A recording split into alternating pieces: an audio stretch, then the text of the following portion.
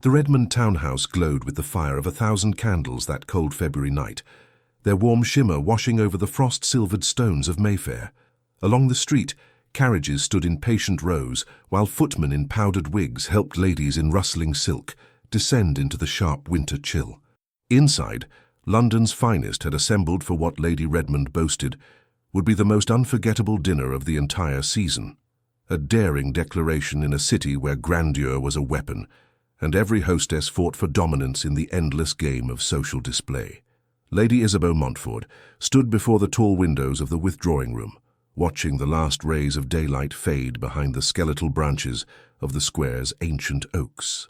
The reflection in the glass showed a young woman of striking beauty, chestnut hair arranged in elaborate curls, green eyes that held both intelligence and something untamed, a silk gown of deep emerald that complemented her pale skin.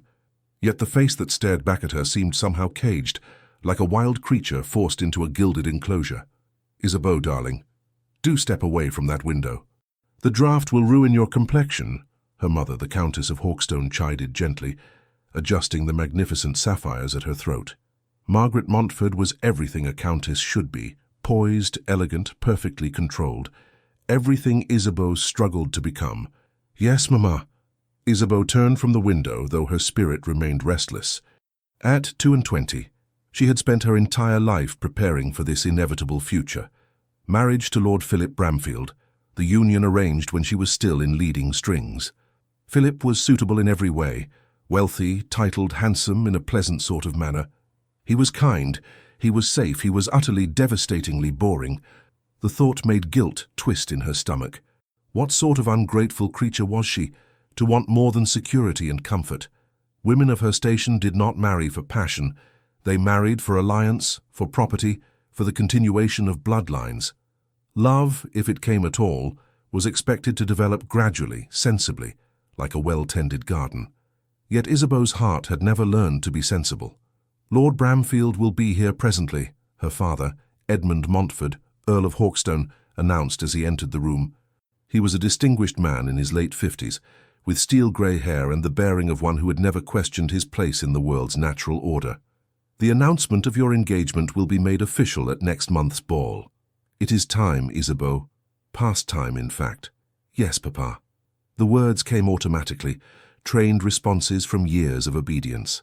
"You will be a beautiful bride," her mother said with genuine warmth, reaching to squeeze Isabeau's gloved hand. "And Philip is a good man.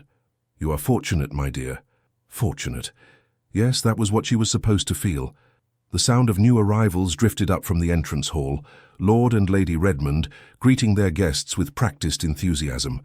Soon they would descend those stairs, take their places at that long dining table, and Isabeau would sit beside Philip, smiling and nodding while he discussed crop rotation and the latest developments in agricultural science with the gentleman on his other side. "Come, daughter," her father said, offering his arm. "Lord and Lady Redmond will be announcing dinner soon." The grand staircase of the Redmond townhouse was a masterpiece of curved marble, designed to showcase descending ladies to maximum advantage. Isabeau had descended such staircases 100 times, always aware of the eyes upon her, always maintaining the perfect posture and serene expression expected of an earl's daughter. But tonight, as she reached the landing where the stairs curved, something made her look up, and her entire world tilted on its axis. He stood at the base of the stairs, conversing with Lord Redmond, and Isabeau's first thought was that this man did not belong in a drawing room. He belonged on a battlefield, or prowling some ancient forest, or commanding a ship through storm-tossed seas. Everything about him spoke of barely leashed power, the broad shoulders that strained against his perfectly tailored black evening coat, the military bearing that no amount of civilian dress could disguise, the sharp, predatory awareness in his eyes as they swept the room. Those eyes, dark as midnight, set in a face that might have been carved by some ancient god with a preference for harsh, masculine beauty. High cheekbones, a strong jaw, lips that looked as though they rarely smiled. His black hair was longer than fashion dictated, pulled back in a simple queue that somehow made him look more dangerous rather than less. And then those midnight eyes found hers. The impact was physical, like a blow to the chest that stole her breath. Time seemed to slow. the chatter of the assembled guests fading to a distant murmur. Isabeau felt pinned by that gaze, studied with an intensity that made heat flood her cheeks. No man had ever looked at her like this, as though she were the only person in the room, as though he could see straight through the carefully constructed facade to the wild, restless spirit beneath. She should look away. Every rule of propriety demanded it, but she could not. She was caught, held captive by those dark eyes, and something in her chest tightened painfully. "Heavens!" her mother whispered beside her. "That is the Duke of Blackthorn. The Duke of Blackthorn." Even Isabeau, who paid little attention to society gossip, knew that name. Alistair Navarre, the War Duke, who had inherited his title at 18 and immediately left for the continent to fight Napoleon's forces. He had returned to England only twice in the past decade, each visit brief and shrouded in the same mystery that seemed to cling to him like morning mist. Stories about the Duke circulated through London's drawing rooms like wildfire, whispered tales of his prowess in battle, his coldness toward the women who threw themselves at him, his preference for solitude over society. Some said he was heartless. Others claimed he was simply damaged beyond repair. All agreed that he was dangerously, impossibly attractive and utterly unreachable. "I did not know he was in London," her father murmured, his tone carefully neutral.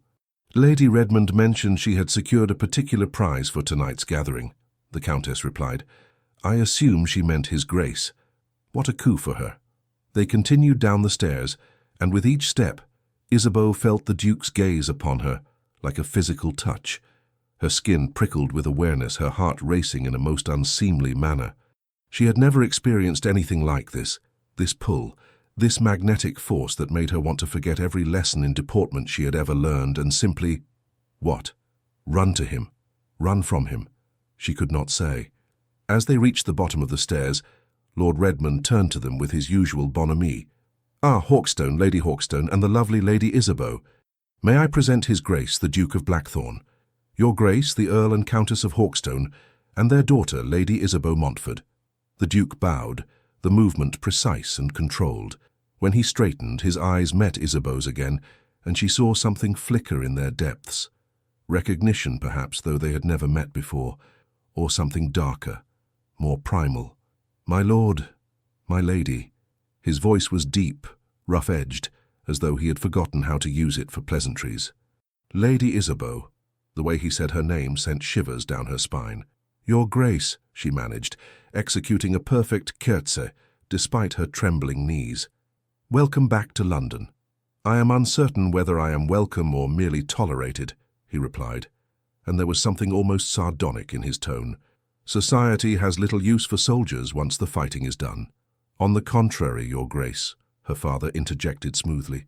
"England owes a great debt to men like yourself. Your service is remembered with gratitude."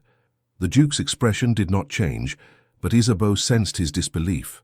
She found herself studying him more closely, the rigid set of his shoulders, the way his hands remained still at his sides as though he were preventing them from reaching for a weapon, the careful distance he maintained from everyone around him. This was a man who did not know how to be at ease, she realized, a man who carried his battles with him wherever he went. "Isabeau!"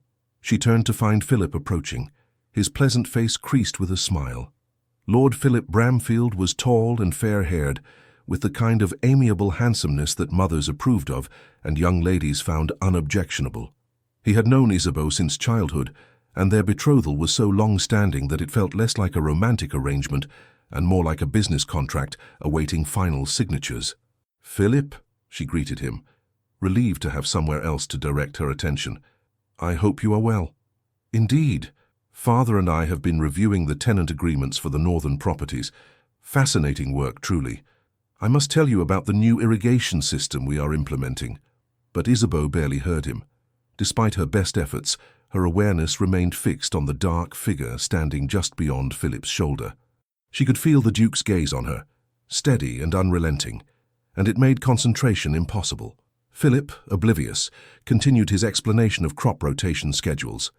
The Duke did not move, did not speak, simply watched her with those midnight eyes. And Isabeau felt something shift inside her, something dangerous and exhilarating, like the first crack in a dam before the flood. Dinner was an exercise in refined torture. The Redmond dining room was a monument to aristocratic excess, gilded ceiling, crystal chandeliers, a table that could seat 40 with room to spare. Tonight, it hosted 30 of London's most influential families, arranged according to a complex hierarchy that placed Isabeau between Philip and an elderly dowager duchess, who spent most of the meal discussing her digestive complaints in vivid detail. The Duke of Blackthorn sat directly across from her. It was, Isabeau thought desperately, some form of cosmic punishment. Every time she raised her eyes from her plate, she met his gaze. Every time she attempted to focus on Philip's earnest discourse on modern farming techniques, she felt the Duke's attention on her, like a brand against her skin. He spoke little during the meal, responding to direct questions with clipped courtesy, but offering nothing beyond what politeness demanded. Yet his silence was more commanding than the animated conversations occurring around him. People were aware of him, the way forest creatures are aware of a predator in their midst, respectful, cautious, slightly fearful. "The war in Europe continues to dominate all discussion," Lord Redmond proclaimed from the head of the table. "Your Grace, you have recently returned from the continent. What is your assessment of Bonaparte's intentions?" The Duke set down his wineglass with deliberate care. "Bonaparte's intentions have never changed, my lord. He means to conquer all of Europe, and he will not stop until forced to do so by superior force. Surely diplomacy might achieve," began a portly gentleman whose name Isabeau could not recall. "Diplomacy is a luxury afforded to nations not currently under invasion," the Duke interrupted, his tone flat. "I have seen what Bonaparte's diplomacy looks like. It involves burning villages and slaughtering civilians who resist French occupation." An uncomfortable silence fell over the table. Ladies shifted in their seats, gentlemen cleared their throats. No one spoke of such things at dinner parties, but Isabeau found herself leaning forward. "Is it truly so terrible?" she asked, the question escaping before she could think better of it. "The newspapers make it sound almost civilized." The Duke's eyes locked onto hers, and for a moment she saw something roar in their depths, something haunted and fierce. "The newspapers lie, Lady Isabeau," he said quietly. "War is never civilized. It is blood and mud and screaming horses. It is watching good men die for inches of worthless ground. It is—" He stopped abruptly, his jaw tightening. "Forgive me. This is not appropriate conversation for a lady's ears." "Perhaps not," Isabeau replied, refusing to look away, "but I prefer uncomfortable truth to comfortable lies." Something flickered across his face. Surprise, perhaps, or approval. For the first time that evening, his expression softened fractionally. "A rare sentiment in these circles," he murmured. "Isabeau has always had rather independent notions." Philip interjected with an indulgent laugh. "Though I am certain marriage will settle such independent thoughts require no settling, Bramfield," the Duke said, his voice carrying an edge that made Philip's smile falter. "They are not a condition to be cured." Philip blinked, uncertain how to respond to this unexpected defense. Isabeau felt her heart hammering against her ribs. No one had ever spoken of her wildness as though it were something valuable rather than problematic. "Yes, well," Philip managed, "Isabeau is certainly spirited. It is one of her many charms." The word spirited sounded patronizing coming from Philip's lips, as though she were a lively horse requiring a firm hand. The Duke's eyes narrowed slightly, and Isabeau knew, somehow she simply knew, that he heard the condescension too. The rest of the meal passed in a blur. Isabeau pushed food around her plate, participated in conversations without hearing them, smiled and nodded while her entire being remained focused on the silent magnetic presence across the table. When the ladies finally withdrew, leaving the gentlemen to their port and cigars, Isabeau felt as though she could breathe again. She followed her mother and the other women to the music room, where Lady Redmond's daughter performed a competent, if uninspired piece on the pianoforte. "The Duke is quite intense," whispered Lady Caroline Ashford, a friend since childhood who had married a viscount last season. She settled beside Isabeau on one of the silk settees, her eyes bright with curiosity. "Did you see the way he looked at you?" "I am certain you are mistaken," Isabeau replied, though her cheeks warmed. "Oh no, I am not mistaken at all. Every woman in that room noticed. Goodness, Isabeau, the War Duke was positively devouring you with his eyes. Caroline, Isabeau hissed, glancing around to ensure no one overheard. Do not be absurd. He was merely... I do not know what he was doing, but it was certainly not... It was certainly exactly what I said it was, Caroline interrupted with a knowing smile. How thrilling, and how terribly inconvenient, given that you are to marry Philip next month. The reminder landed like a stone in Isabeau's stomach. Philip, her betrothed, the man she was meant to spend the rest of her life with, in comfort and safety and soul-numbing predictability. The Duke means nothing to me, she said firmly. He is merely a curiosity, a momentary distraction. But even as she spoke the words, she knew they were lies. The gentlemen rejoined the ladies an hour later, bringing with them the scent of tobacco and brandy. Isabeau kept her eyes fixed determinedly on her embroidery, a pastoral scene of shepherdesses that her governess had insisted she complete years ago, and that she still hadn't finished, as the men filed into the room. She would not look for him. She would not... Lady Isabeau. His voice so close made her needle slip. She jabbed her finger, drawing a small bead of blood. Your Grace, she replied, looking up to find him standing directly before her. This close, she could see the fine lines at the corners of his eyes, the faint scar along his jaw, the almost imperceptible tremor in his left hand that he controlled through sheer force of will. You startled me. My apologies. He did not sound particularly apologetic. I wondered if you might favor us with a performance on the pianoforte. Lady Redmond mentioned you are quite accomplished. It was a simple request, the sort made at every gathering. Yet something in his tone suggested it was anything but simple. I'm afraid my skills are modest at best, Isabeau demurred, acutely aware of the eyes upon them, her mother's warning gaze, Philip's puzzled frown, Caroline's barely suppressed grin. Modest, the Duke repeated as though tasting the word. I doubt that. You do not strike me as a woman who does anything by halves, Lady Isabeau. The observation was too intimate, too knowing. It suggested he had been studying her, forming opinions, seeing past the careful social mask she wore. I shall play if it pleases the company, she said, rising from her seat. Better to have the activity to focus on than to remain here, caught in the intensity of his regard. She selected a piece by Mozart, technically challenging enough to require concentration, which meant she could avoid looking at the assembled guests. Her fingers found the keys automatically, muscle memory from years of practice taking over while her mind raced. What was he doing? Why had he singled her out? The Duke of Blackthorn, who was said to ignore every attempt by society's mothers to thrust their daughters into his path, had not only noticed her, but was actively seeking her attention. It was improper. It was dangerous. It was intoxicating. She finished the piece to polite applause and immediately moved to return to her seat. But the Duke was there, offering his arm with such smooth authority that refusing would have caused a scene. You play beautifully, he said, as he guided her across the room. His hand beneath her elbow was firm, warm even through her gloves. But you were not enjoying it. She hesitated, caught off guard by his perception. I play because it is expected, not because I love it. What do you love, then? The question was so direct, so unapologetically personal, that she nearly stumbled. Gentlemen did not ask such things. They discussed weather and fashion and the latest society gossip. They did not probe at the secret desires of a woman's heart. I love riding, she admitted before she could think better of it. Fast, across open country, where there are no fences or rules or expectations. Freedom, he said softly. You crave freedom. She turned to look at him fully and found his dark eyes studying her with an expression she could not name. Understanding, perhaps, or recognition. Do you not? She challenged. Something passed across his face. Pain, quickly suppressed. I lost my freedom in Spain, Lady Isabeau, on battlefields where freedom meant nothing except the freedom to die. The rawness of his words stole her breath. This close, she could see the shadows beneath his eyes, the tension in his jaw, the careful control he maintained over whatever demons haunted him. Then perhaps, she whispered, we are both prisoners, you to your past, and I to my future.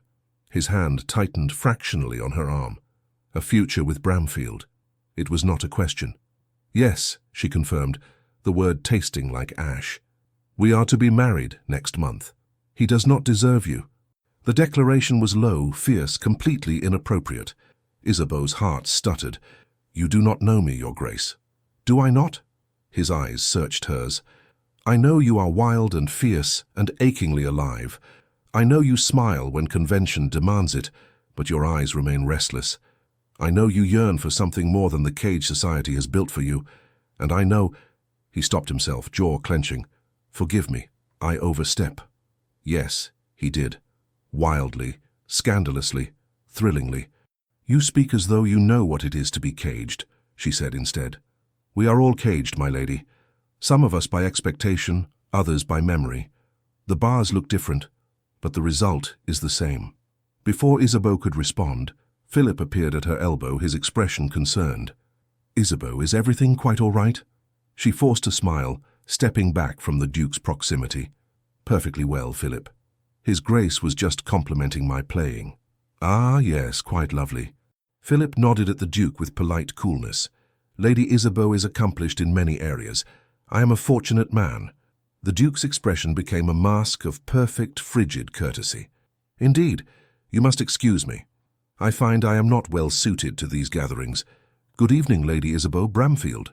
He bowed and walked away, his military bearing carrying him through the crowd like a ship cutting through water. Isabeau watched him go, something in her chest aching. "Strange fellow," Philip remarked. "All that time in the wars, I suppose, makes a man odd." "Perhaps the wars simply revealed what was already there," Isabeau murmured. "What was that?" "Nothing, Philip, nothing at all." The carriage ride home was silent.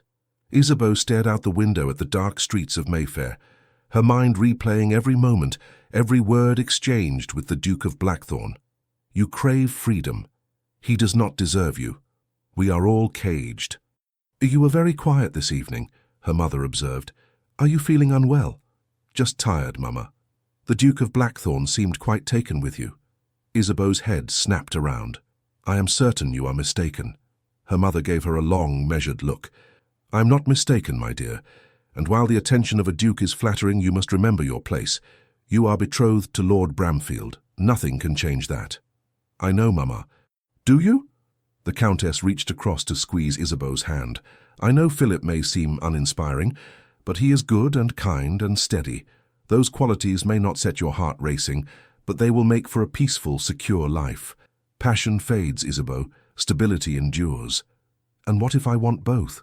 The words escaped before Isabeau could stop them. Her mother sighed. "Then you want what most women want, and few receive. We must make our peace with reality, my darling. That is what it means to be a woman of our class." Isabeau turned back to the window, blinking against the sudden sting of tears. Her mother was right, of course. She had always known this. Marriage was duty, not desire. Security, not passion. But tonight, for the first time, she had glimpsed another possibility, had felt for just a moment what it might be like to be truly seen by someone, to have her wildness recognized not as a flaw, but as something beautiful. And that glimpse, she feared, would make her cage unbearable. 3 days passed before Isabeau saw the Duke of Blackthorn again. 3 days during which she told herself firmly that she would forget the encounter at the Redmond dinner. 3 days during which she failed spectacularly at that endeavor, finding her thoughts drifting to dark eyes and raw honesty at the most inconvenient moments. On the 4th day he appeared at Hyde Park during the fashionable hour. Isabeau had not wanted to attend the daily promenade, a tedious ritual where London's elite displayed themselves like peacocks, seeing and being seen. But her mother had insisted, and Philip had arrived at Hawkstone House with his curricle, eager to show off his new matched greys. "They are magnificent animals," Isabeau said dutifully as they joined the parade of vehicles circling the park's main drive. And they were sleek, powerful horses that moved with perfect synchronization. She simply could not muster enthusiasm for them. "Cost a fortune, but worth every penny," Philip said proudly. "Father was not pleased with the expense, but I convinced him that appearances matter. A gentleman must maintain certain standards after all." Isabeau made a non-committal sound, her attention caught by a rider approaching from the opposite direction. Even at a distance she recognized him. The military bearing, the controlled power, the black horse that looked as though it belonged on a battlefield rather than in a London park. The Duke of Blackthorn. Her breath caught. He rode alone, as she somehow knew he would, keeping apart from the clusters of riders who travelled in chattering groups.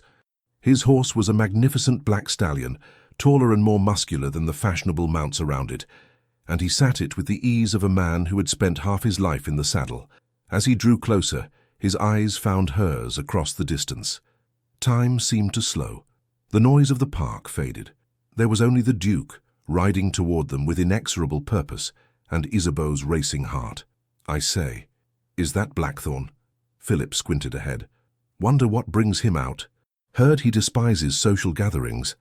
Perhaps, Isabeau thought wildly, he had a reason to endure them now.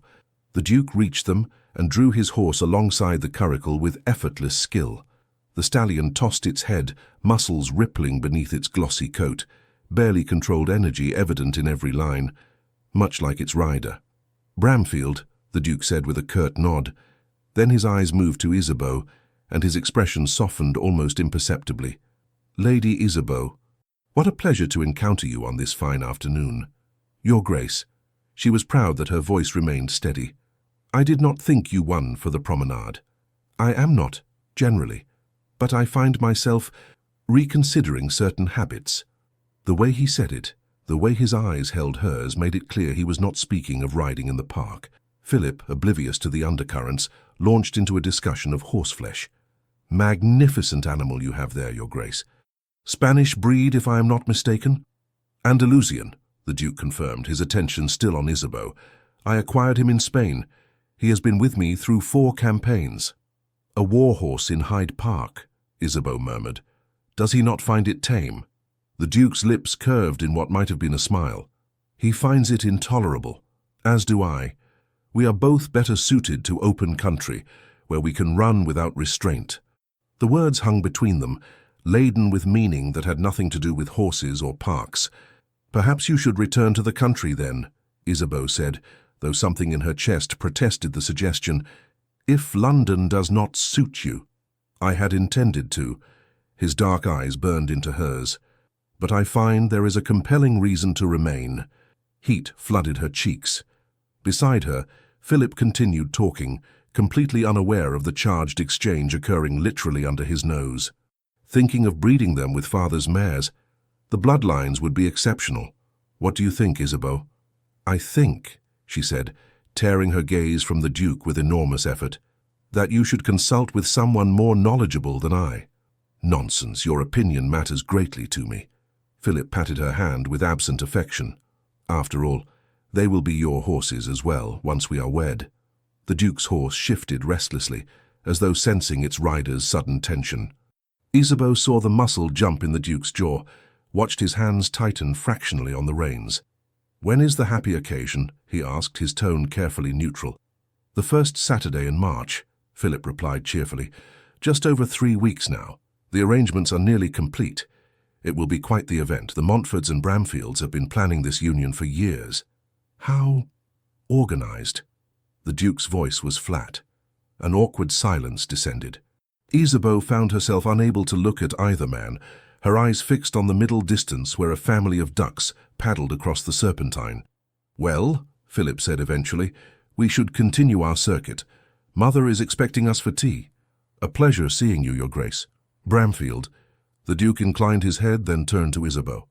"Lady Isabeau, might I have a word? Privately." "I hardly think," Philip began, but Isabeau was already accepting the Duke's offered hand, allowing him to assist her down from the curricle. "Just a moment, Philip.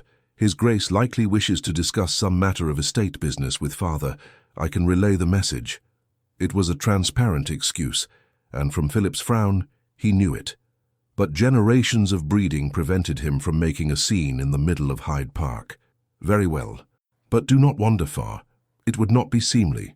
The Duke led her a short distance away to a small grove of trees that provided minimal privacy from the curious eyes of the ton.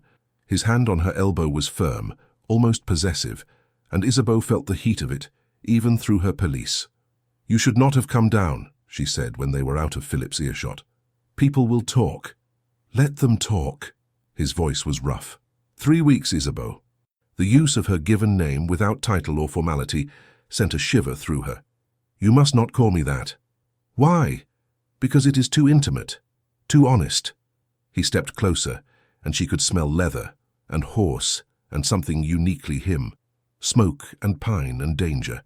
Everything about this is too intimate and too honest. I cannot seem to help myself around you. Your Grace, Alistair. His eyes blazed. My name is Alistair, and I want to hear you say it. Just once. I cannot. She shook her head, panic rising. This is madness. I am betrothed.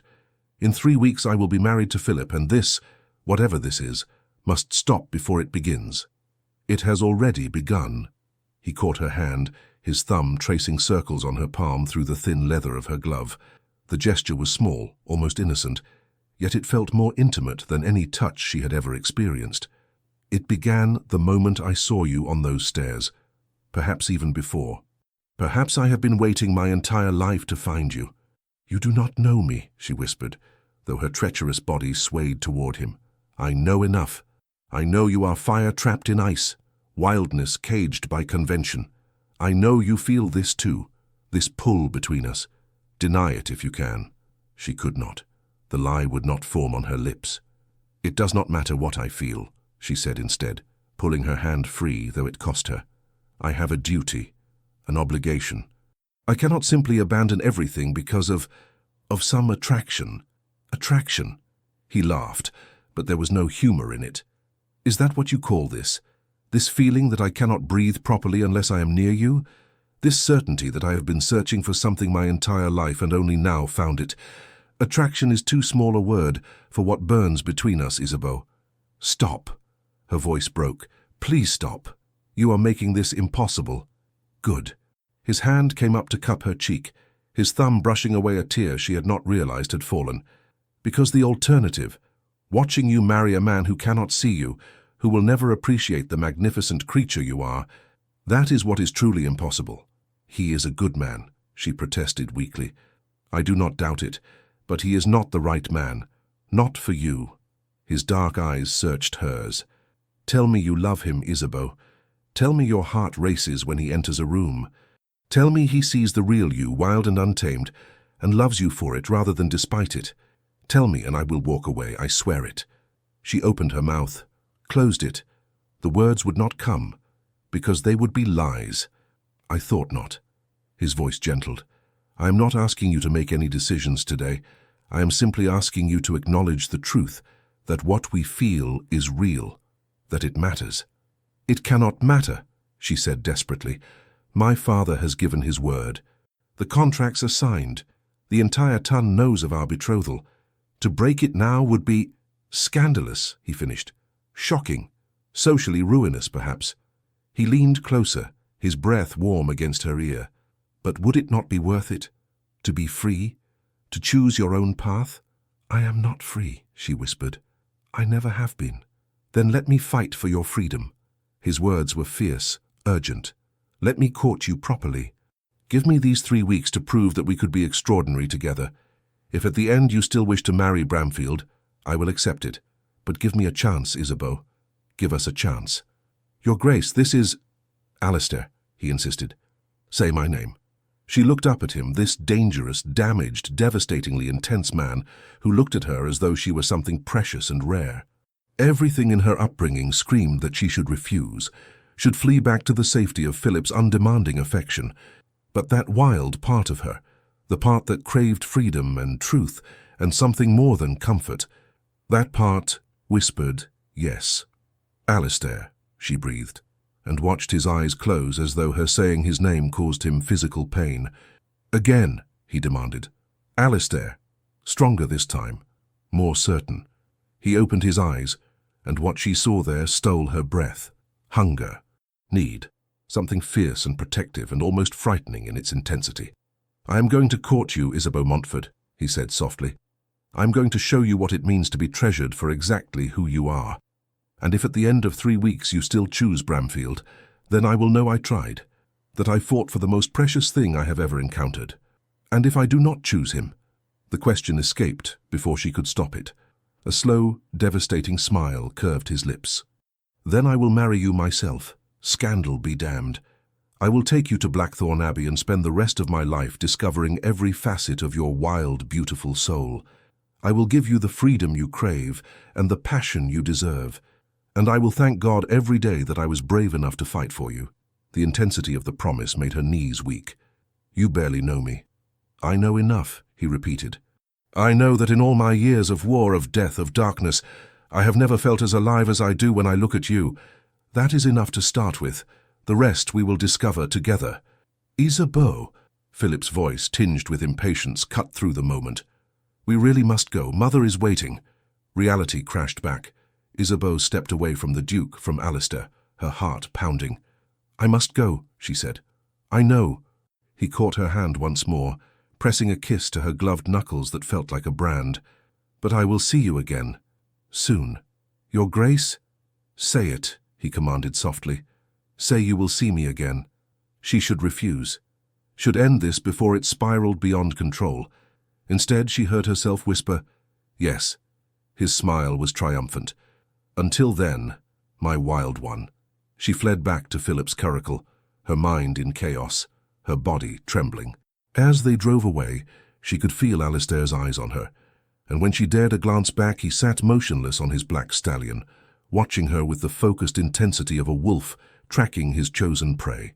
And heaven help her, she did not want to escape. That evening a letter arrived at Hawkstone House. Isabeau was in her room, supposedly resting before dinner, but actually pacing like a caged animal, when her lady's maid brought it to her on a silver salver. "Came by special messenger, my lady," Sarah said, her eyes bright with curiosity. The man said it was urgent. There was no seal, no identifying mark, just her name written in bold, masculine script. Isabeau waited until Sarah left before breaking the unmarked wax. Inside was a single sheet of heavy paper, and the words made her breath catch. "Isabeau, I cannot sleep for thinking of you. I know I should not write this, should not burden you with the chaotic state of my thoughts, but I find I am no longer capable of the restraint that has defined my life. You asked if I know what it is to be caged. I do. I have been caged by duty, by responsibility, by the memories of things I have done and seen. I have accepted this cage as my lot, believed myself beyond redemption or happiness. Then I saw you, and the cage shattered. I do not know what will come of this. I only know that I cannot go back to the half-life I lived before. You have awakened something in me I thought long dead. Hope, perhaps, or the possibility of peace. I meant what I said in the park. I will court you, if you allow it. I will fight for you with every weapon at my disposal. And if I fail, if you choose another, I will accept it. But I will not surrender without trying. Meet me tomorrow at dawn in Hyde Park, at the north end near the Serpentine. Come alone, if you can. I wish to show you something. Yours, eh?" Isabeau read the letter 3 times, her heart racing faster with each pass. The raw honesty of it, the vulnerability beneath the fierce determination, called to something deep in her soul. She should refuse, should burn the letter and forget this madness. Instead, she carefully folded it and tucked it into her writing desk, already planning how she would escape the house before dawn without being noticed. The park was shrouded in mist when Isabeau arrived the next morning, having told her household she was going for an early ride. Her groom, Tom, accompanied her as propriety demanded, but she had instructed him to wait at the park's entrance. Alistair was already there, holding the reins of 2 horses, his black stallion and a gorgeous chestnut mare with intelligent eyes and a spirited demeanor. "You came," he said, and she heard both relief and triumph in his voice. "I should not have." She dismounted, and he was there immediately, his hands steadying her. Even through layers of riding habit and gloves, she felt the heat of his touch. "But you did." His dark eyes searched hers. "Because you feel it too, this pull between us." "I feel something," she admitted, "but feeling and acting upon those feelings are different matters entirely." "Then let me make the case for action." He gestured to the chestnut mare. "This is Tempest. She was bred for speed and stamina, and she has a wild streak that makes her difficult for most riders to handle." "She is beautiful," Isabeau said, moving closer to stroke the mare's nose. Tempest nickered softly, pressing into her touch. "She is yours," Alistair said, "if you want her." Isabeau's head snapped up. "I cannot accept." "Can you not?" He stepped closer, his presence overwhelming. Why? Because it would be improper for you to accept a gift from me, or because you are afraid of what accepting it would mean? Both, she said honestly. She deserves a rider who appreciates her spirit, Alistair continued. Someone who will not try to break her wildness, but will instead celebrate it. Someone like you. Isabeau looked at the mare, then back at Alistair. You are trying to seduce me with a horse. Is it working? A laugh escaped her, surprising them both. Perhaps. His answering smile transformed his face, chasing away the shadows and revealing the man he might have been without the burdens he carried. Then ride with me, Isabeau. Let me show you what freedom feels like. She knew she should refuse, knew this was dangerous, reckless, everything she had been taught to avoid. But when he helped her into Tempest's saddle, when the mare responded to her touch with eager energy, when Alistair mounted his stallion and looked at her with such fierce hope in his eyes, she could not bring herself to care about propriety. Where are we going? She asked. Somewhere we can run without restraint. His smile turned wicked. Can you keep up, my wild one? It was a challenge, and Isabeau's competitive nature rose to meet it. Try me. They raced through the misty morning park, the horses' hooves pounding against soft earth, the wind tearing at Isabeau's carefully arranged hair. Behind them, she could hear Tom shouting in protest, but she did not care. For the first time in her life, she felt utterly, completely free. Alistair rode beside her, matching her pace, and when she glanced over, she saw him watching her with such intensity that her breath caught. This was what he saw, she realized. Not the proper Earl's daughter in fashionable gowns, but this, wild and laughing and alive. They finally slowed near a secluded grove, both horses breathing hard, steam rising from their coats in the cool morning air. That was... Isabeau could not find words. Glorious, Alistair finished for her. You are glorious. He dismounted and came to help her down, his hands spanning her waist. But instead of releasing her, he held her there, suspended between horse and ground, their faces inches apart. I am going to kiss you, he said, giving her time to refuse, to pull away. She should. Every rule of propriety demanded it. But when his lips touched hers, gentle and questing at first, then deeper, more certain, Isabeau felt something inside her come alive. This was nothing like the chaste pecks Philip had bestowed upon her cheek. This was fire and hunger, and a claiming that made her blood sing. She kissed him back with all the pent-up longing she had not known she possessed, her hands fisting in his coat, her body pressing against his. He made a rough sound, low in his throat, his arms banding around her, and for a timeless moment there was nothing but this, the taste of him, the feel of his heart pounding against hers, the rightness of being in his arms. When they finally broke apart, both breathing hard, Isabeau saw her own wonder reflected in his eyes. Isabeau, he whispered, resting his forehead against hers, tell me you felt that. Tell me I am not alone in this madness. You are not alone, she admitted, tears stinging her eyes. But Alistair, I do not know what to do. I do not know how to... You do not need to know everything right now, he interrupted gently. You just need to promise me you will consider this. Consider us. Promise me you will not marry Bramfield without at least asking yourself if this, what we have, might be worth fighting for. And if the answer is yes, what then? She pulled back to look at him properly. I will be ruined. My family will be humiliated. Philip will be hurt. There will be scandal. Yes, he said simply. All of that is true, but you will be free, Isabeau. Free to choose your own path. Free to live authentically instead of performing the role society has assigned you. Is that not worth the cost? Was it? She honestly did not know. I need time, she said. Time to think, to understand what I truly want. You have 3 weeks, he reminded her. I will use every day of them to show you what we could be together, to prove that I see you, the real you, and that I treasure what I see. And at the end, the choice will be yours.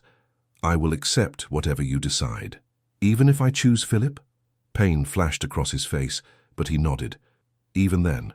Though it will destroy me, I will accept it. You deserve the freedom to choose, Isabeau. Even if you choose a cage I believe is unworthy of you. She stood on her toes and pressed a gentle kiss to his scarred jaw. Thank you. For seeing me. For all of this. The thanks are mine, he said roughly. You have given me something I thought lost forever, a reason to hope." They rode back to where her groom waited, maintaining a proper distance that fooled no one. Tom's disapproving frown spoke volumes, and Isabeau knew the servants would be gossiping by nightfall. But as she rode home, Tempest's powerful body moving beneath her with controlled energy, Isabeau found she could not regret the morning. Not the ride, not the kiss, not the dangerous, exhilarating possibilities that Alistair had awakened in her heart. She had 3 weeks to decide the course of her entire life, and for the first time, the decision felt like it might actually be hers to make. The following 2 weeks passed in a fever dream of stolen moments and mounting tension. Alistair pursued Isabeau with the same relentless determination he had once brought to military campaigns. He appeared at every social gathering she attended, his dark eyes finding hers across crowded ballrooms. He sent flowers, not the conventional roses that Philip favored, but wild blooms that spoke of untamed beauty, foxglove and heather, lavender and thistle. He accidentally encountered her morning rides in Hyde Park so frequently that even Isabeau's oblivious groom began to look suspicious, and slowly, inexorably, Isabeau felt the walls around her heart crumbling. There was the afternoon at Lady Pemberton's garden party, when Alistair had cornered her near the rose arbor and spoken of his childhood, a lonely boy raised by cold, distant parents who saw him only as the heir to their title, never as a person in his own right. "I learned early that emotions were weakness," he had told her, his voice rough with old pain. "That to survive, I must become impervious, stone where others were flesh. When I went to war, it seemed natural. I was already a soldier in spirit long before I put on the uniform." "But you are not stone," Isabeau had whispered, daring to touch his face. "You pretend to be, but I see the truth. You feel everything so deeply it frightens you." The look he had given her then, vulnerable and fierce and desperately grateful, had stolen her breath. There was the evening at the theatre when Philip had left their box to speak with friends, and Alistair had slipped into the vacant seat beside her. The opera on stage, Don Giovanni, had reached its climactic final scene, but Isabeau had been aware only of the Duke's proximity, the heat of his body inches from hers in the darkened box. "He does not deserve you," Alistair had murmured, his breath warm against her ear. "Does he even know that you despise the opera, that you attend only because it is expected?" She had turned to find him watching her with such intensity that her heart stuttered. "How do you know that?"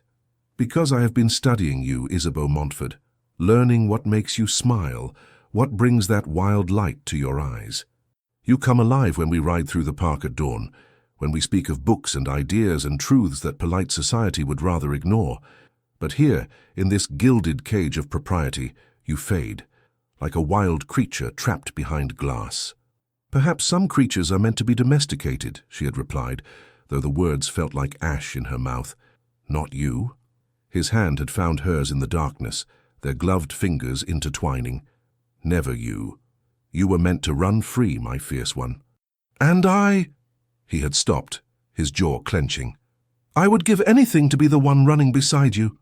When Philip had returned, Isabeau's hand had still been trembling.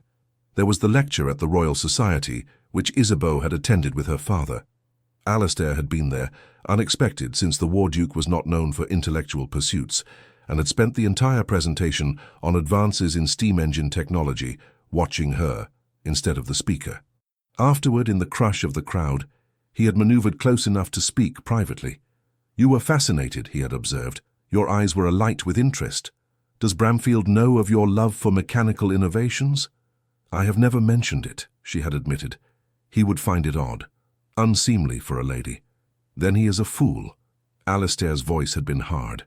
"Your brilliant mind is as captivating as your beauty, Isabeau. Perhaps more so. A man worthy of you would celebrate both, not ask you to hide either." Each encounter, each conversation drew them closer, and with each passing day, the thought of marrying Philip became more unbearable, but breaking the betrothal would be catastrophic.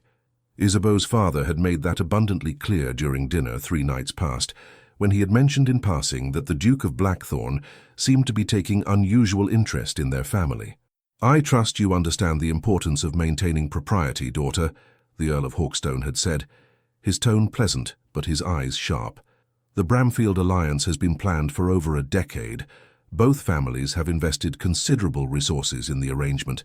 To dissolve it now would be unfortunate for everyone involved. The unspoken threat had been clear. Any scandal would damage not only Isabeau's reputation, but her family's standing. Her younger sister, Cecilia, would find her own marriage prospects damaged. The Montford name would be tarnished. "I understand, Papa," Isabeau had replied, though her heart had been breaking. Her mother, at least, seemed to sense her turmoil.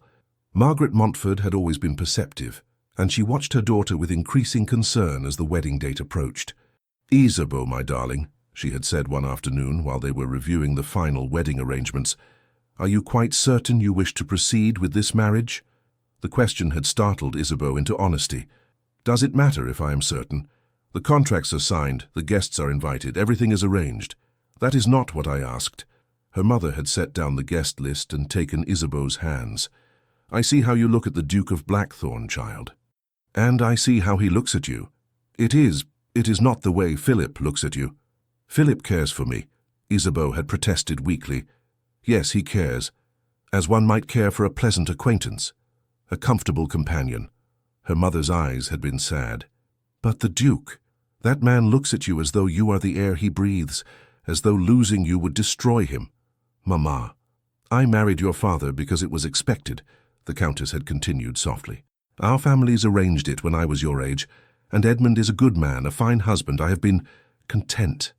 "Content," Isabeau had repeated, hearing the resignation in that single word. "Yes, content, but not—" Her mother had paused, searching for words. "Not a flame, never a flame. I wonder sometimes what it might have been like to marry for passion instead of duty. To wake each morning beside a man who truly saw me, who cherished my mind as well as my face, who made my heart race even after 20 years. You are saying I should refuse Philip." Isabeau had hardly dared breathe. "I am saying you should consider what you want from your life, daughter. You have always been my wild child, the one who chafed against every restriction. Perhaps you need a man who will not try to tame you, but will instead run wild alongside you." She had squeezed Isabeau's hands. "But I am also saying that such a choice comes with consequences. Your father will be furious. Society will be scandalized. You may lose friends, standing, respectability. You must decide if the Duke is worth such a cost." "Is he?" The question had haunted Isabeau ever since. The answer came during the pre-wedding ball at Bramfield House, 1 week before the scheduled ceremony. Isabeau stood in the center of the Bramfield ballroom, wearing a gown of pale blue silk that her future mother-in-law had selected, surrounded by well-wishers congratulating her on her upcoming nuptials. She smiled and nodded and said all the appropriate things while inside she felt as though she were drowning. Across the room, Philip held court with a group of gentlemen discussing crop yields and tenant management with the same enthusiasm most men reserved for their mistresses. He looked pleased, comfortable, utterly content with his life and his soon-to-be wife. He had not once in all their years of betrothal asked Isabeau what she wanted, what she dreamed of, what set her soul on fire. And suddenly, she could not breathe. She needed air, space, somewhere away from the suffocating press of congratulations and expectations. Isabeau slipped through the crowd, making her way toward the terrace doors. The cool night air hit her face like a blessing as she stepped outside, gripping the stone balustrade and dragging in deep breaths. Running away?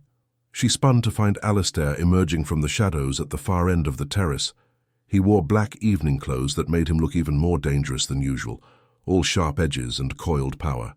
"I needed air," she managed, "or escape." He moved closer, and she saw the tension in every line of his body. "I have been watching you all evening, Isabeau, watching you smile while your eyes remain dead, watching you accept congratulations for a marriage that will cage everything beautiful about you. It is torture." "Then do not watch," she said, but there was no heat in the words. "I cannot help myself." He stopped directly in front of her, so close she could feel his warmth. "Even knowing it destroys me, I cannot look away from you. Alistair." Her voice broke on his name. 1 week, he said roughly. "You have 1 week until you marry him. 1 week to decide if you can truly go through with this. I do not have a choice." "You have every choice." The words burst from him with such force that she flinched. Forgive me." He dragged a hand through his hair, destroying its careful arrangement. "But you do have a choice, Isabeau. You are not property to be transferred from your father to your husband. You are a woman with a mind and heart and will of your own. And if you choose to marry Bramfield despite what burns between us, I will respect that choice. But do not tell me you have no choice. That is a lie we tell ourselves to avoid the hard decisions." "And what of duty?" she challenged. "What of the obligations I have to my family, my word? What of the obligation you have to yourself?" he countered. "To live an authentic life? To be true to your own heart? My heart is not the only consideration." "Is it not?" He caught her hands, his grip almost painfully tight.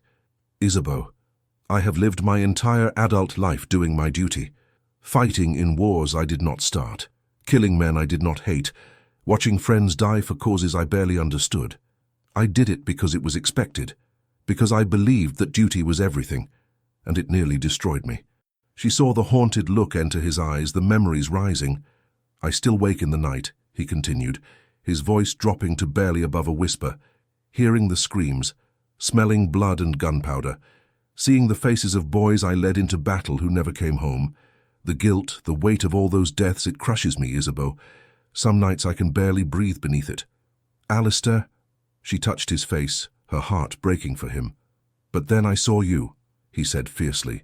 "And for the first time in years I felt something other than guilt and darkness.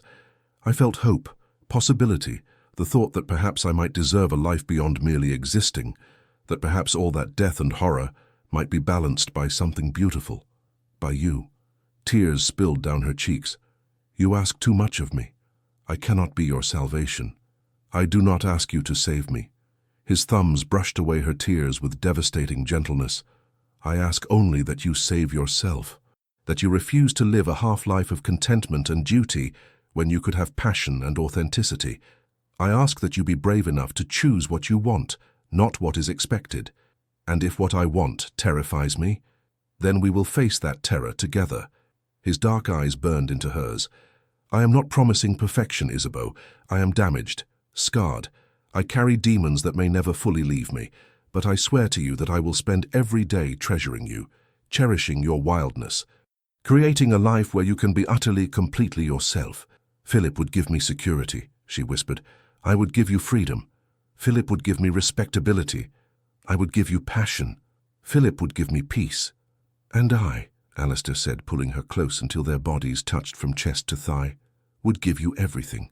Every piece of my damaged, broken heart, every moment of my days, every ounce of my devotion. You would be my wife, my partner, my equal. Not a decorative appendage, but my fierce companion in all things." "Alistair," she breathed, and then his mouth was on hers. The kiss was not gentle like their first had been. This was desperation and hunger and a claiming that seared her to her soul. His hands tangled in her hair, destroying her carefully arranged coiffure. Her fingers dug into his shoulders, pulling him closer, needing more. When they finally broke apart, both shaking, Isabeau knew she had reached the point of no return. "I cannot marry Philip," she whispered. "I cannot. Not when I feel like this with you. Not when every moment with him feels like a betrayal of my own heart." Triumph and relief flooded Alistair's face. "You mean it?" "Yes." Terror and exhilaration warred in her chest. "I do not know how. I do not know what comes next. But I cannot go through with the wedding. I will not." He kissed her again, softer this time, reverent. "I will stand beside you. Whatever consequences come, whatever scandal erupts, you will not face it alone. I swear it, Isabeau. My father will be furious. Let him be furious with me. I have faced worse than an angry Earl. Philip will be hurt. Philip will survive, and in time he will realize he deserves a woman who can love him wholly, not one whose heart belongs to another." She rested her forehead against his chest, listening to his racing heartbeat.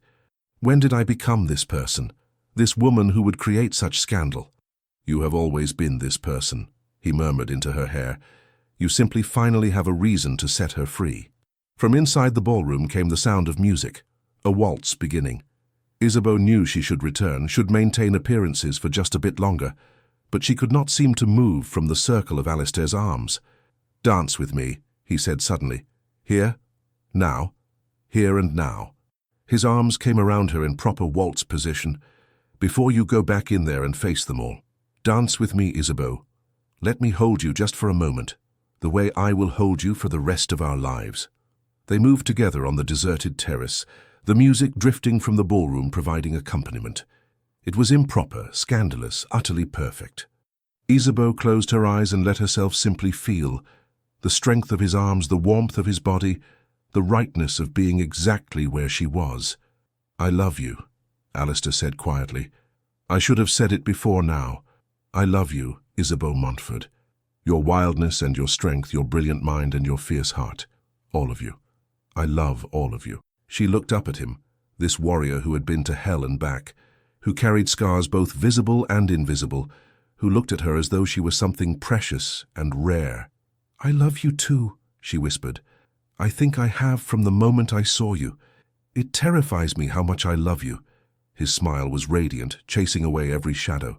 "Then we will be terrified together." They danced until the music ended, swaying together in the moonlight, and Isabeau felt something settle in her chest. This was right. Whatever came next, anger, scandal, social ruin, none of it mattered as long as she had this, had him. Finally, reluctantly, they separated. "I should return," she said, "before someone notices my absence." "Will you tell them tonight?" Alistair asked. She considered. The thought of making such an announcement at her own pre-wedding ball made her stomach churn. "No, tomorrow. I will speak with my father and Philip tomorrow. It seems kinder. To allow them this last evening of thinking everything is proceeding as planned. As you wish." He caught her hand, pressing a kiss to her palm. "But do not lose courage between now and then, my fierce one. Promise me." "I promise."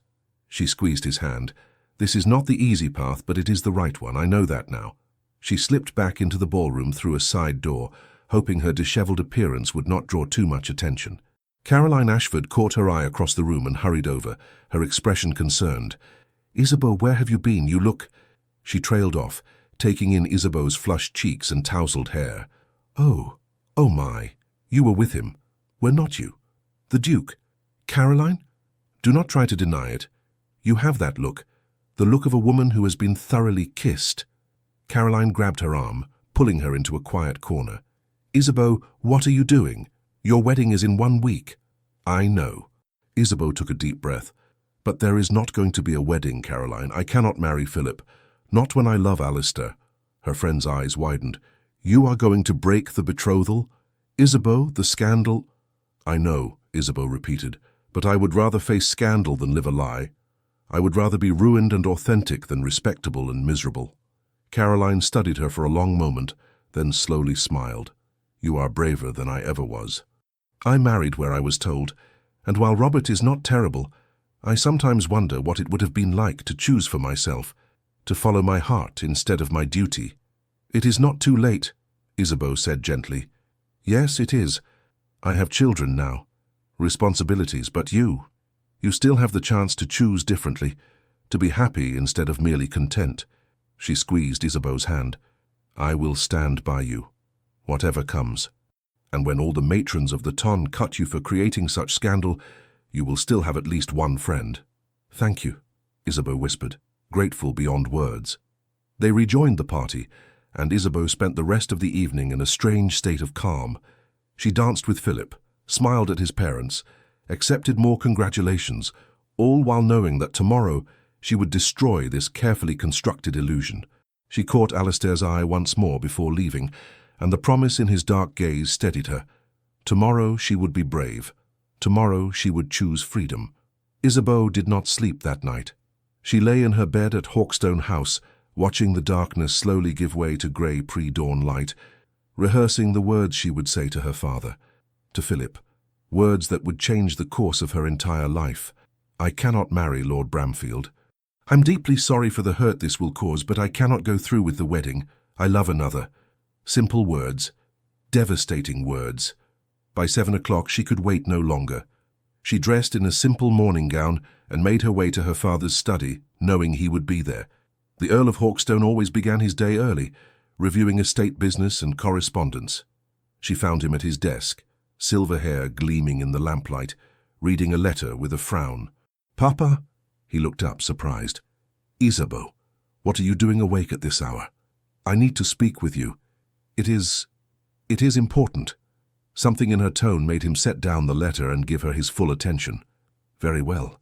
Come, sit." She perched on the edge of the chair across from his desk, her hands clasped tightly in her lap. Her heart hammered so loudly she was certain he could hear it. "Papa, I need to tell you something. About the wedding." His expression turned wary. "What about the wedding?" The words stuck in her throat. She had to force them out, each syllable an act of will. "I cannot go through with it. I am so sorry, but I cannot marry Philip." Silence. The Earl of Hawkstone stared at his daughter, his face completely still. Then slowly he set down his pen with careful precision. "I see," he said quietly. Too quietly. "And why precisely? Can you not marry the man you have been betrothed to since childhood? The man whose family has been preparing for this union for over a decade? The man who by all accounts cares for you and will provide you with an excellent life?" "Because I do not love him," Isabeau said, her voice barely above a whisper. "Love." Her father's tone turned cold. "You speak of love as though it were a requirement for marriage. It is not. Duty, compatibility, shared station, these are what matter. Love, if it comes, is merely a pleasant addition." "It is not merely a pleasant addition, Papa. It is everything." She leaned forward, desperate to make him understand. "I cannot spend my entire life with someone I do not love, someone who does not truly see me or understand me. It would be a slow death of the spirit." "Dramatic words, daughter." The Earl rose from his chair, moving to the window overlooking the square. "This is about the Duke of Blackthorn, is it not?" Isabeau's breath caught. "How did you—" "I have eyes, Isabeau. I have watched the two of you dance around each other for weeks now. I had hoped it was a passing infatuation that would fade once you were safely married. But I see I was mistaken." "It is not an infatuation," she said firmly. "I love him, Papa, and he loves me. We wish to marry. You wish to marry." Her father turned to face her, and she saw fury in his eyes. "You wish to break a betrothal that has been publicly announced, creating scandal that will damage both the Montford and Bramfield families, all because you have developed a passion for the War Duke. Have you considered, daughter, what this will do to your sister, to your mother, to our family's standing?" Guilt twisted in her stomach. "I have considered it. I know there will be consequences." "Consequences." He laughed, harsh and bitter. "You understand nothing of consequences, child. You will be ruined. No respectable family will receive you. Your sister will be tainted by association, her marriage prospects damaged. The Bramfields will be humiliated and justifiably furious. They may even demand financial compensation for breach of contract. And for what? A man you barely know? A damaged soldier who will likely bring you nothing but misery?" "He is not damaged," Isabeau protested, standing to face her father. "He is wounded, yes, but—" "He is broken," her father interrupted harshly. "Everyone knows it. The man can barely function in society. He has nightmares, I have heard. Episodes where he loses touch with reality. You think you can heal him with your love. You are a naive child playing at romance." "I am not a child." The words burst from her with surprising force. "I am a woman of 22, and I have the right to choose my own husband, my own life, and I choose Alistair." "You choose scandal and ruin. If that is the cost of being true to my own heart, then yes, I choose it." They stared at each other across the study, father and daughter at an impasse. Finally, the Earl spoke, his voice heavy with disappointment. "If you do this, Isabeau, there will be consequences beyond social scandal. I will not support this union. I will not give my blessing or my consent. You will be cut off from your family, your inheritance. You will be on your own." The threat landed like a physical blow. "Papa, please—" "No." He held up a hand. "You have made your choice. Now live with it. Get out of my sight. I cannot bear to look at you right now." Tears blurred her vision. "Papa, I am sorry. I know this hurts you, but I cannot live a lie. I cannot—" "Get out!" The roar made her flinch. She had never heard her father raise his voice like that, had never seen such fury in his eyes. She fled. Isabeau's mother found her in her room an hour later, curled on her bed, tears soaking her pillow. The Countess sat beside her, gently stroking her daughter's hair. "I heard," she said softly. "Your father told me everything." "I have ruined everything," Isabeau sobbed. "Our family, Philip, Cecilia's prospects." "Hush." Her mother's touch was soothing. "You have not ruined everything. You have simply made a difficult choice." Isabeau looked up, surprised. "You are not angry?" "Oh, I am many things, concerned, frightened for you, worried about the consequences. But angry? No." The Countess smiled sadly. "I told you before, I married for duty. It has been fine. But watching you with the Duke, seeing the way you come alive in his presence, I cannot bring myself to condemn you for choosing differently than I did. Papa will never forgive me. Your father is hurt and frightened right now. He sees the damage this will do to our standing, and it terrifies him. But Edmund loves you, darling.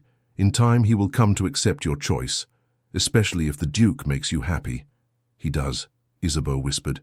"Alistair makes me feel seen, Mama. Like I matter for more than just my bloodline or my ability to make a good match.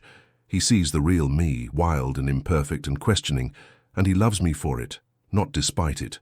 "Then you must go to him," her mother said. "You must tell Lord Bramfield the truth, face the scandal with courage and build the life you truly want. You make it sound simple. It is not simple. It is terrifying and difficult and will hurt people you care about. But it is also brave and true and authentically yours." The Countess squeezed her daughter's hand. "I will stand with you, Isabeau. Your father may need time, but I will not abandon you." "Thank you," Isabeau whispered, fresh tears spilling. "Thank you, Mama." By noon, Isabeau stood in the Bramfield drawing room, facing Philip and his parents. Her mother had accompanied her, providing silent support, while her father had remained at home, too angry to attend.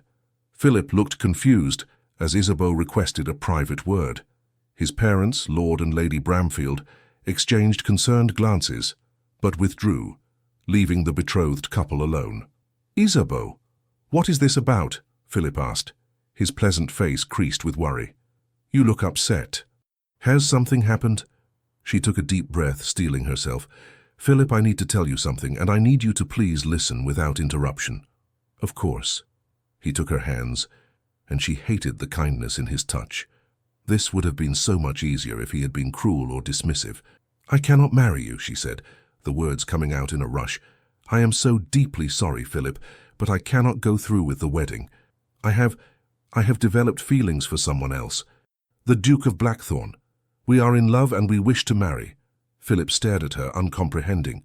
"You are in love with Blackthorn? But we are to be married in 6 days, Isabeau. The guests are invited. The ceremony is planned. Your trousseau is ready. How can you—" "I know," she interrupted, pulling her hands free. "I know all of this, and I am desperately sorry for the hurt and humiliation this will cause you and your family. But I cannot marry you when my heart belongs to another. It would not be fair to either of us." "Fair?" Philip's confusion was giving way to anger. "You speak of fairness while breaking a betrothal that has stood for over a decade? While creating a scandal that will humiliate my entire family? While choosing a man you have known for mere weeks over one who has cared for you all your life?" "You have cared for me as a friend," Isabeau said gently. "Not as a wife. You have never once asked me what I truly want, Philip, what I dream of, what sets my soul on fire. You have been kind and pleasant, but you have never truly seen me." "I see you perfectly well," he protested. "You are my intended bride, the woman I have been preparing to marry since we were children." "Exactly," she said.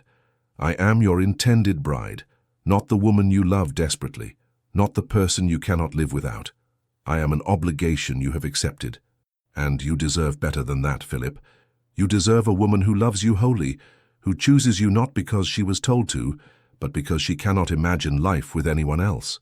He stared at her, and for the first time, she saw hurt in his eyes, real pain beneath the confusion and anger. "I thought I was enough for you," he said quietly. "I thought we would be content together." "We would have been content," she agreed. "But content is not enough for me anymore, Philip. I want more. I want passion and understanding, and a partner who knows my heart as well as I know his. I have found that with Alistair, and I cannot let it go, even if keeping it means losing everything else." Philip was silent for a long moment. Then he straightened his shoulders, and she saw something like dignity settle over him. "Very well," he said stiffly. If that is your decision, I will not stand in your way. I will inform my parents that the betrothal is ended by mutual agreement. It will still be scandalous, but perhaps slightly less so than a unilateral rejection. Thank you, Isabeau whispered, grateful for his unexpected grace. Do not thank me. His voice was cold now. I am not being noble, Isabeau. I am being practical. A man does not want a wife who loves another. It would be intolerable. He moved toward the door, then paused. I hope the Duke makes you happy. I hope you never regret this choice. Because if you do, if you discover that passion fades and you are left with nothing but the ruins of your reputation, do not come to me seeking comfort. I will not be available. With that, he left, closing the door with careful precision behind him. Isabeau stood alone in the drawing room, shaking. It was done. The betrothal was broken. There was no going back now. Lady Bramfield appeared moments later, her face tight with fury. You have disgraced my family, Lady Isabeau. I hope your Duke is worth the cost, because you have made an enemy of the Bramfields this day. We will not forget this insult. I understand, Isabeau said quietly, and I am truly sorry. Sorry is insufficient. The older woman's eyes were hard. You are precisely the sort of selfish, thoughtless girl I warned my son about. I can only thank heaven he is well rid of you. The words stung, but Isabeau bore them without flinching. She had expected this, had known the price of her choice. She and her mother left Bramfield House in silence, and as their carriage rolled through London streets, Isabeau felt the weight of what she had done settle over her. She had broken a betrothal that had stood for a decade. She had humiliated a good man who had never been anything but kind to her. She had damaged her family's reputation and her sister's prospects. She had created exactly the sort of scandal that society would feast upon for months. But when she closed her eyes, she saw Alistair's face, felt his arms around her, heard his voice promising her freedom and passion and a life lived authentically, and she knew, despite everything, that she had made the right choice. The scandal broke across London society like a thunderstorm. By evening, every drawing room in Mayfair buzzed with the shocking news. Lady Isabeau Montford had broken her betrothal to Lord Philip Bramfield mere days before the wedding. Some said she had run mad. Others claimed she had been seduced by the mysterious Duke of Blackthorn. The more creative gossip suggested a pregnancy, a secret marriage, even a duel between Bramfield and the Duke. Isabeau remained at Hawkstone House, enduring her father's continued fury and silence. The Earl had not spoken to her since their confrontation that morning, communicating only through terse notes delivered by servants. As darkness fell, a message arrived from Alistair delivered by his man of business. Come to me. I am at Blackthorn House. We will face this together. Isabeau did not hesitate.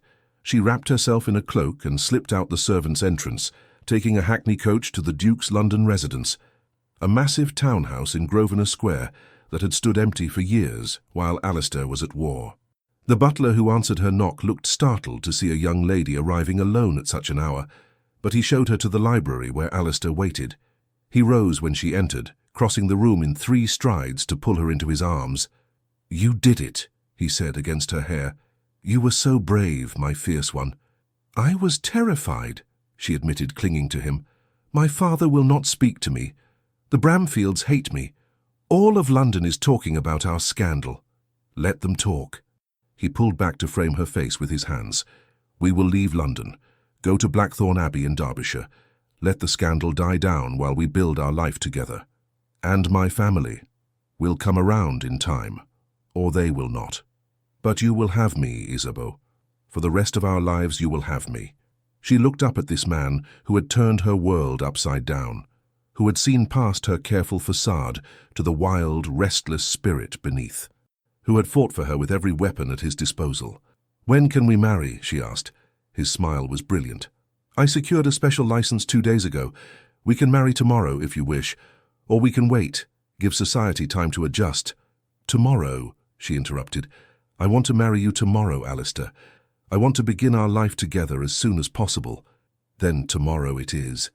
He kissed her, tender and reverent. I will make you happy, Isabeau, I swear it. Every day for the rest of our lives, I will strive to deserve the gift of your love.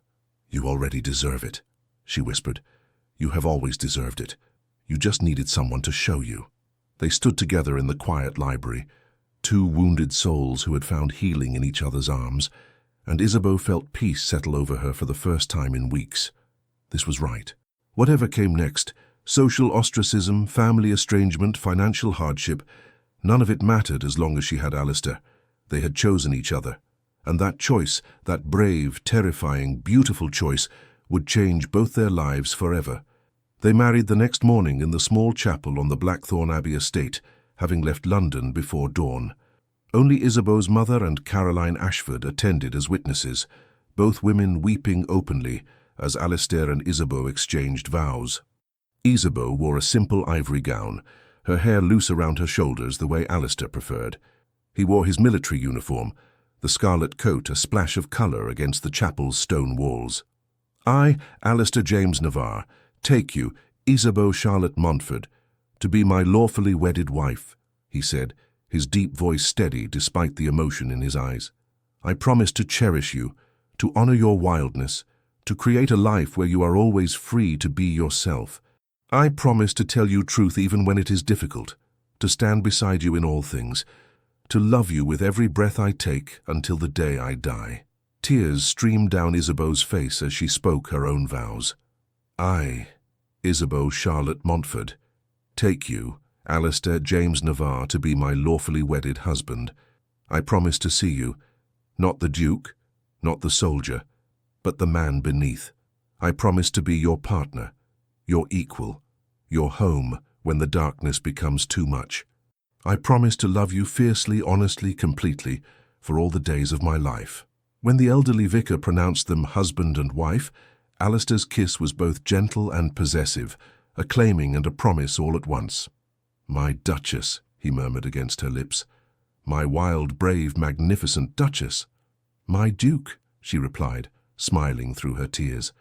"My wounded warrior who had the courage to fight for love."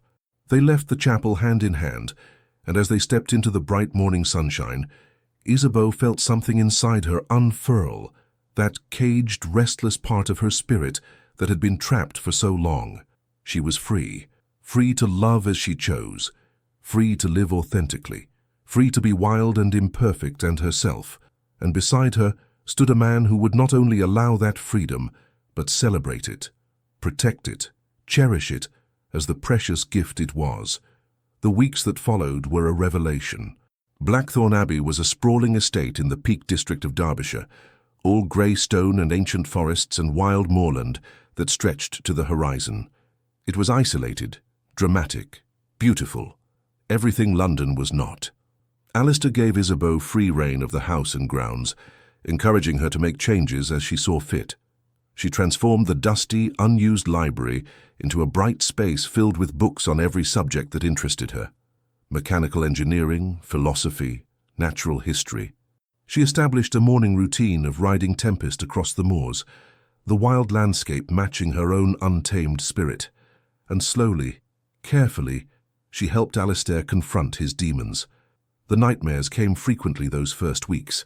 She would wake to find him sitting bolt upright in bed, drenched in sweat, eyes wild and unseeing as he fought battles only he could see. The first time it happened, she had frozen, uncertain what to do. But instinct had guided her, and she had simply reached out, touching his face gently. "Alistair," she had whispered, "you are home. You are safe. The war is over." He had looked at her, recognition slowly returning to his eyes. Then he had collapsed against her, shaking, and she had held him while he wept. Deep, wrenching sobs for all the men he had lost, all the horrors he had witnessed. "I see their faces," he had choked out. "Every night I see them. Young boys who trusted me to keep them safe, and I led them to slaughter." "You led them to war," she had corrected gently, "which is different from slaughter. You did your duty, Alistair. The deaths were not your fault." "Were they not?" "I gave the orders. I chose the strategies. If I had been wiser, better, perhaps—" "Perhaps nothing," she had interrupted firmly. "You are not God, my love. You could not control the outcome of every battle. You could only do your best with the information you had, and by all accounts you saved more lives than you lost. You were a brilliant commander, Alistair.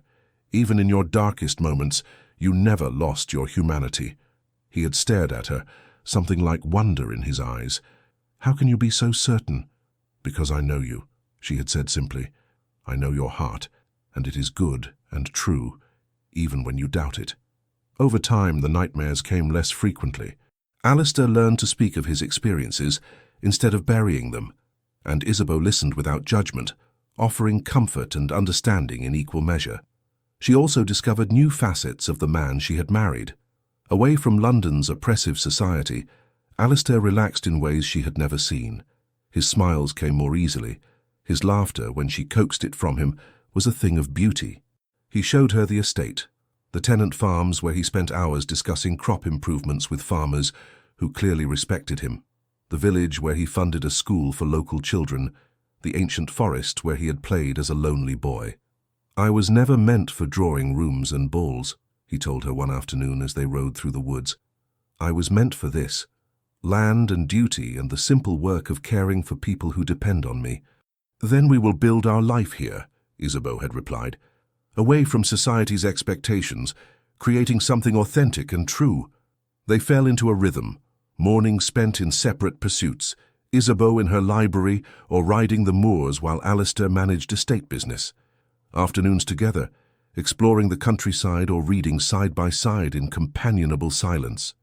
Evenings discussing everything from politics to philosophy to their hopes for the future. And nights. Nights were a revelation of a different sort. Alistair was a patient, generous lover who took time to learn what pleased her, who seemed to find joy in her pleasure. Their passion was fierce and tender by turns, and Isabeau discovered depths of feeling she had never imagined possible. "I love you," he whispered one night as they lay tangled together, the firelight casting shadows across his scarred skin. "More than I thought myself capable of loving anything. You have given me back my life, Isabeau." "We have given each other life," she corrected, tracing the scar along his ribs, a souvenir from a French bayonet. "I was dying slowly in that gilded cage. You set me free." "We set each other free," he agreed, pulling her closer, "and we will remain free together for the rest of our days." 3 months after their wedding, news arrived from London. Isabeau's mother had written regularly, but the letter that arrived in June contained surprising information. "My dearest daughter, I write with news that may please you. Your father has, after much consideration, and not a little persuasion on my part, agreed to visit Blackthorn Abbey. He wishes to see you to meet with the Duke and to discuss a reconciliation. I know he was harsh when you broke the betrothal, but time has softened his anger. More importantly, I have helped him understand that your happiness matters more than social standing, that a daughter's joy is worth more than society's approval. He will arrive next week if you are willing to receive him. I hope you are, my darling. Life is too short to remain estranged from those we love. Your sister Cecilia sends her regards." The scandal did damage her prospects initially, but she has recently attracted the attention of a very suitable young man who seems unconcerned with family drama. She may yet make a good match after all. I remain, as always, your loving mother. Isabeau showed the letter to Alistair, uncertain how to feel. "Do you wish to see him?" he asked carefully. I do not know. Part of me is still angry at how he reacted, how willing he was to cut me off rather than support my choice. "He was frightened," Alistair said, "and hurt. I have some experience with lashing out when frightened." He took her hand. "But if you wish to reconcile, I will support you, and if you wish to maintain distance, I will support that too. The choice is yours, my love." Isabeau considered. She thought of her father's disappointment, his fury, his final words, "Get out of my sight." But she also thought of all the years before, of the man who had taught her to ride, who had encouraged her love of learning even when society frowned upon educated women, who had loved her in his own stern, formal way. "I want to see him," she decided. "I want to try to build a bridge, not for his sake or for society's, but for mine, because holding on to anger is exhausting, and I would rather spend my energy on love." Alistair smiled, pressing a kiss to her forehead. "Then we will receive him together, and we will show him that our choice, our love, was the right one." The Earl of Hawkstone arrived the following Tuesday, his carriage rumbling up the long drive to Blackthorn Abbey under threatening skies. Isabeau stood at the entrance with Alistair beside her, his hand warm and steady in hers. She was nervous, her heart racing. But she was not alone. She would never be alone again.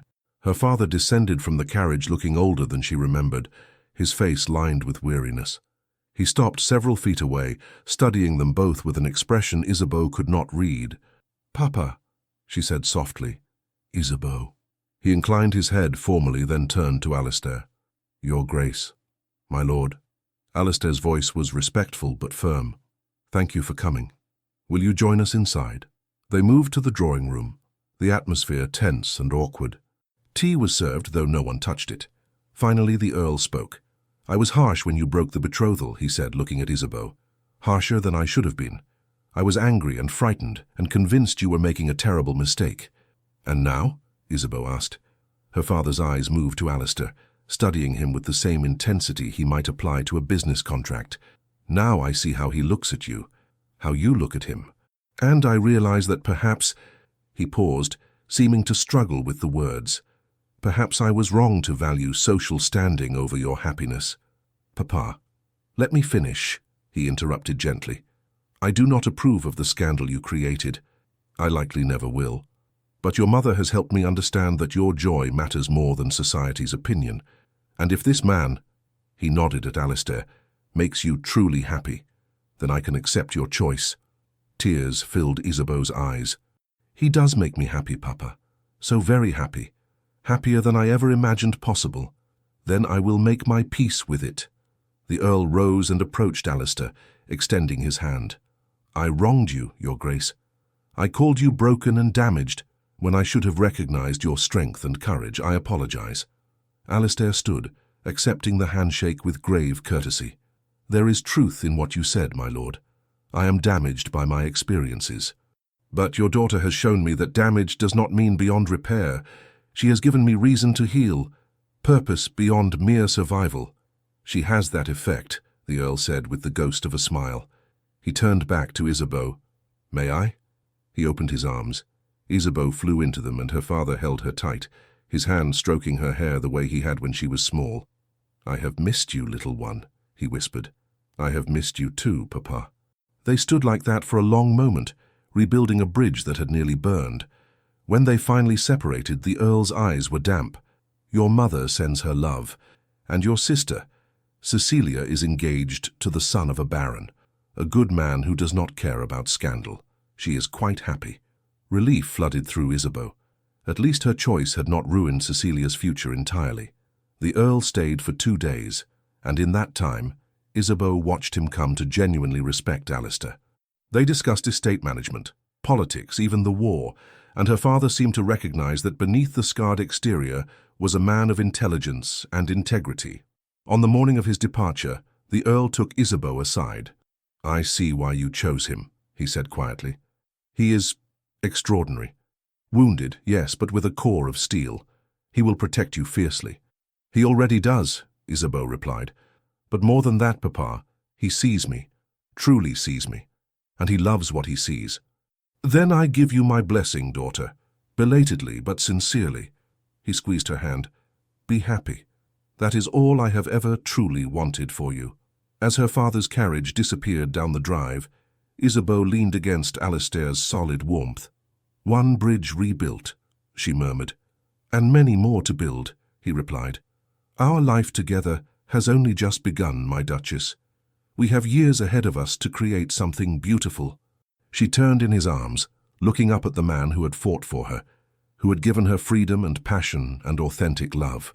"Then let us begin," she said, and kissed him as the first drops of rain began to fall. 5 years later, Isabeau stood at the nursery window of Blackthorn Abbey, watching her husband teach their 4-year-old son to ride a pony in the gardens below. Little Edmund, named for his grandfather, a gesture that had completed the reconciliation with her father, sat fearlessly in the saddle, his black hair and dark eyes marking him as his father's son. "Steady, Edmund," Alistair instructed, his deep voice carrying up to the window. "Gentle with the reins, the pony wants to trust you." Behind Isabeau, their 2-year-old daughter, Margaret, napped in her cradle, her chestnut curls spread across the pillow. She had Isabeau's coloring and temperament, already showing signs of the same wild spirit that had driven her mother to choose love over duty. So much had changed in 5 years. The scandal had eventually faded, as scandals do. Isabeau and Alistair remained somewhat outside fashionable society, but they had built a life of purpose and meaning at Blackthorn Abbey. They had established schools, improved tenant housing, created employment opportunities for veterans who, like Alistair, struggled to reintegrate into civilian life. And slowly, painfully, Alistair had healed. The nightmares still came occasionally, but they were less frequent, less intense. He had learned to speak of his experiences without shame, had accepted that his scars, both visible and invisible, were part of who he was, not defects to be hidden. He had also discovered talents he had not known he possessed. He wrote articles on military reform that were published in respected journals. He served as an advocate for soldiers returning from the wars, using his title and influence to secure pensions and support for men the government had forgotten. Most importantly, he had learned to accept happiness, to believe he deserved the love Isabeau offered so freely. "Mama! Mama, look!" Edmund's excited shout drew her attention back to the garden. "I am cantering." Well, it was more of a bouncing trot, but Isabeau waved enthusiastically. "Wonderful, darling." Alistair looked up at the window, and even at this distance, Isabeau could see his smile. He had smiled so rarely when they first met, but now it came easily, transforming his harsh features into something beautiful. He said something to Edmund, then handed the pony's lead to a groom and strode toward the house with that same predatory grace that had first captivated her. Minutes later, he appeared in the nursery doorway. "Edmund is convinced he is ready for a full-sized horse," he announced, moving to slip his arms around Isabeau's waist from behind. "I tried to explain that 4 is perhaps too young, but he has your stubborn streak." "My stubborn streak?" She laughed, leaning back against his chest. "He gets that from you, my love. Perhaps we are both stubborn, then." He pressed a kiss to her neck. "Which is why we suit each other so well." She turned in his arms, studying his face. The shadows were still there. She doubted they would ever fully disappear, but they were lighter now. Manageable. No longer the all-consuming darkness that had defined him when they met. "Do you ever regret it?" she asked softly. "Choosing me? Choosing this life?" His answer was immediate, fierce. "Never. Not for a single moment.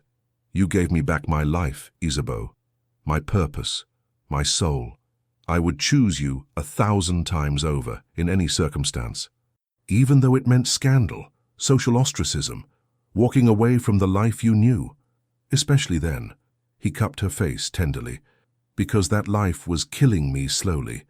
I was existing, not living, going through motions without meaning. Then I saw you on those stairs, wild and beautiful, and so achingly alive, and something in me woke up. You reminded me that life could be more than duty and darkness, that it could be joy and passion and authentic connection. You saved me too," she whispered, "from a life of comfortable misery, from slowly dying inside a gilded cage." "Then we saved each other," he said, echoing words they had spoken years ago. "And we will continue to save each other, every day, for the rest of our lives."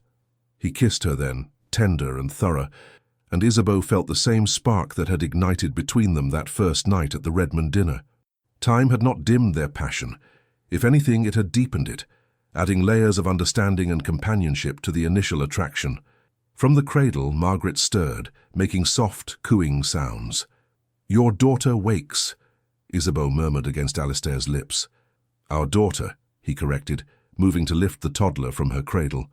Margaret immediately snuggled against his chest, her small hand fisting in his shirt. Isabeau watched them, her heart full. This dangerous, damaged warrior held their daughter with such exquisite gentleness, such obvious love.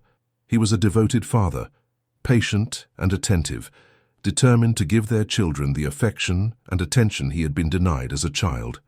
"I love you," she said, the words coming easily after 5 years of marriage. "I love our life, our children, this beautiful existence we have built together. And I love you," he replied, his dark eyes soft. "My wild duchess, my salvation, my home."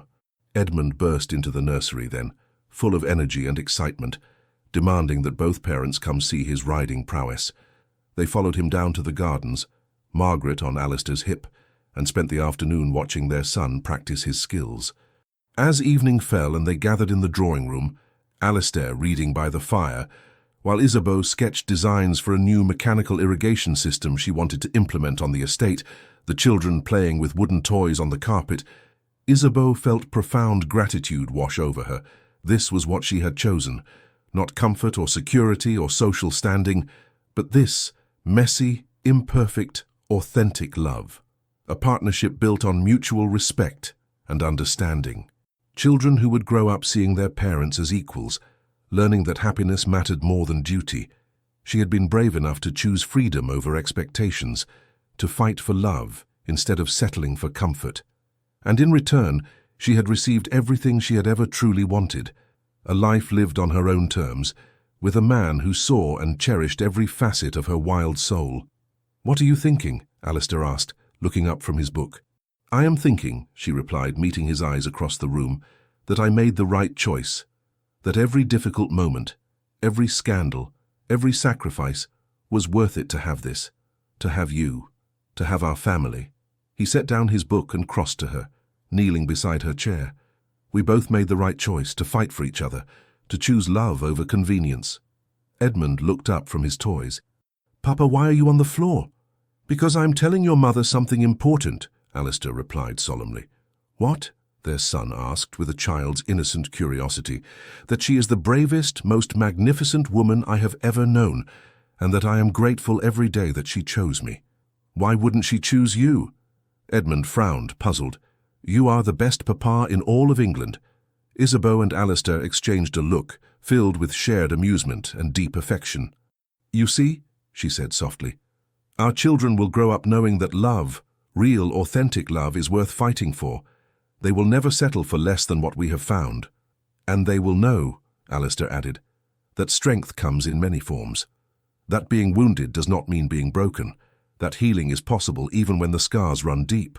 Margaret toddled over, demanding to be picked up.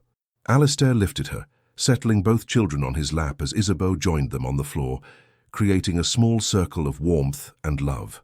Outside, rain began to fall on the Derbyshire moors, wild, untamed country that matched the wild, untamed spirits who had found their home here. And in the drawing room of Blackthorn Abbey, a family forged from courage and love, and the willingness to choose authenticity over expectation, settled in for the evening, grateful for every choice that had led them to this perfect, imperfect moment. They had been ruthless in their pursuit of each other. They had been brave in the face of scandal and opposition. They had been true to their hearts, even when the cost was high. And they had won everything that mattered: love, family, freedom, and a life lived authentically. Two souls, once caged by duty and trauma, had set each other free. And in that freedom, they had found not just love, but home, forever. The end. Thank you for staying with us until the end of this powerful love story. If you were touched by the journey of Lady Isabeau and the Duke of Blackthorn, we invite you to subscribe, like, comment, and share this story with others. Your support, truly from the heart, keeps us inspired to bring you more tales filled with love, redemption, and emotional turning points. And don't forget, another unforgettable story from our channel appears at the end of this video. Click and be amazed by what awaits you next. With all our gratitude, the Legends of the Fall team.